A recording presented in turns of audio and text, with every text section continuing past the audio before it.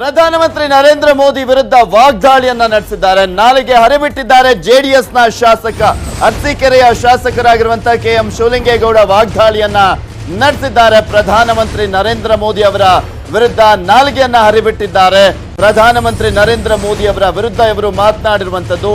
ಅರಸೀಕೆರೆ ಕಾರ್ಯಕರ್ತರ ಸಭೆಯಲ್ಲಿ ವಾಗ್ದಾಳಿಯನ್ನ ನಡೆಸಿದ್ದಾರೆ ಶಾಸಕ ಶಿವಲಿಂಗೇಗೌಡ. ಮೋದಿಗೆ ಕಲ್ಲು ಹೊಡೆಯುವಂತೆ ಶಾಸಕ ಕರೆಯನ್ನ ನೀಡಿರುವಂತದ್ದು. ಕಪ್ಪು ಹಣ ಎಲ್ಲಿ ಹೋಯಿತು ಅಂತ ಪ್ರಶ್ನೆಯನ್ನ ಕೂಡ ಮಾಡಿದ್ದಾರೆ. ಸ್ವಿಸ್ ಬ್ಯಾಂಕ್ನ ಹಣ ಕೇಳುವಂತೆ ಶಾಸಕ ಕರೆಯನ್ನ ನೀಡಿದ್ದಾರೆ.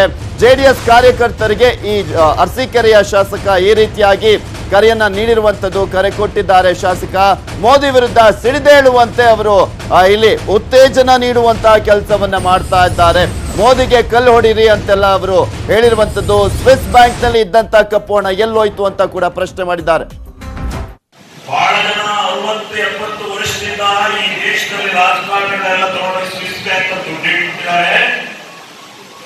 ಆ ದುಡ್ಡನ್ನು ತಗೊಂಡು ನಿಮ್ಮಗಳ ಖಾತೆಗೆ 10 ಲಕ್ಷ 15 ಲಕ್ಷ ರೂಪಾಯಿ ಹಾಕಿಲ್ಲ. ನೀವು ಕೇಳಬೇಕ್ರಿ ಬಿಜೆಪಿಗೆ ಯಾವ ಎಲೆ ಆಯ್ತು ಮೋದಿ ದುಡ್ಡು ಹಾಕಿ ಕೇಳೋಷ್ಟು ನೀವು ಬೆಳೆಸ್ಬೇಕು. ನಿಮ್ಗೆ ಧೈರ್ಯ ತುಂಬಾ ಕೇಳ್ತಾ ಇದ್ದೀನಿ. ಬರ್ತಾರಲ್ಲ ಮೋದಿ ಬಂದಿರ್ತಾರಲ್ಲ ಹೆಚ್ಚು ಜಬ್ಬು ಹೊಡಿಬೇಕು. ಬರ್ತಾರಲ್ಲ ಮೋದಿ ಬಂದಿರ್ತಾರಲ್ಲ ಹೆಚ್ಚು ಜಬ್ಬು ಹೊಡಿಬೇಕು.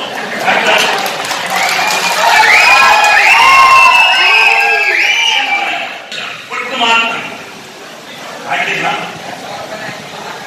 2,000 ಕೂಡ ಹೇಳ್ತೀನಿ ಮುಂದೆ 2,000 ಕಥೆಯ. ಮೊದಲು ಈ 15-10 ಲಕ್ಷ ಬಡವರ ಖಾತೆಗೆ